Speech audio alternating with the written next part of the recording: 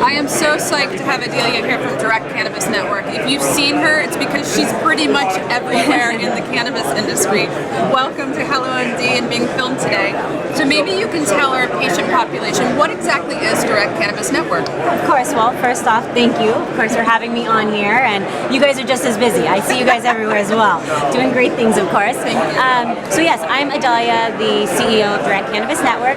We are a digital news publication that is focused on the startups, entrepreneurs, and the innovative companies in the cannabis industry. That's fantastic. So, you get around. You know pretty much everyone in the industry at this point. So maybe you can tell us, what are some of the really fascinating new things that are happening that you're seeing right now today? The one thing that I've always been strong about is networking at outside cannabis events as well. Yeah. And it's because you want those people that have the talents in technology, in science, in biotech, in all those different areas to start looking at our industry and bringing their knowledge to help us, and really bring a different approach to what we're focusing on right now, or even what we were focusing on 6 months ago.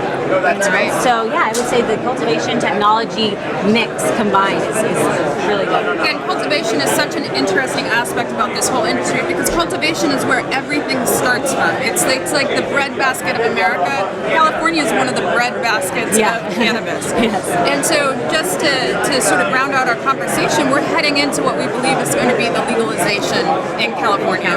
Prop 64 in November. So how do you think that might affect cultivation as a whole? Well, the one thing first that I always kind of preach is we cannot forget about the growers. We cannot ever forget about that.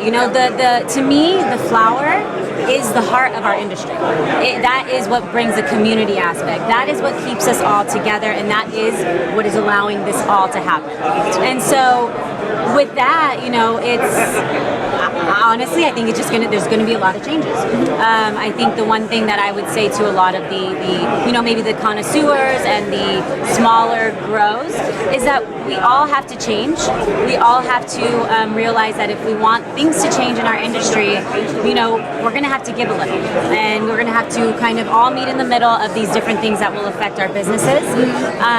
So I think it will be good. I think there will be great changes, but I also think that as a whole industry, we need to all start looking at working together to make sure that these changes that we're making are going to push us in the right direction. And I think that's a great message for everyone within the cannabis industry, and even for those looking in. It's that we do all need to work together to push this forward. Yeah. So thank you so much for stopping by. It's such a pleasure to meet you, and I'm so glad that you came by. Yeah, of course. Yeah. All right, thank you guys. Awesome.